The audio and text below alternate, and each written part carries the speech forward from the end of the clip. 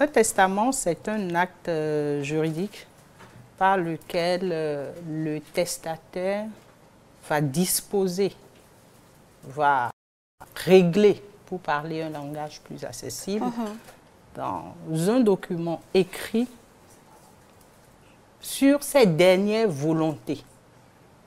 Donc, il se projette sur le moment où il ne sera plus de ce monde et sur un certain nombre de questions qui le préoccupent, il décide de laisser ses dernières volontés parce qu'il souhaite, par exemple, que ses obsèques soient faites de telle manière.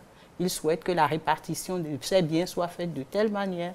Il souhaite que le linceul dont il sera vêtu le jour de ses obsèques soit de telle ou de telle manière.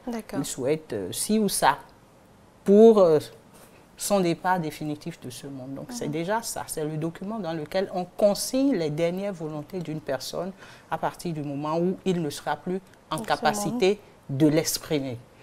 Est-ce qu'il existe différents types de testaments? Oui. Lesquels? Il y a déjà ce qu'on appelle le testament holographe. Il y a le testament par acte public et il y a le testament mystique. D'accord.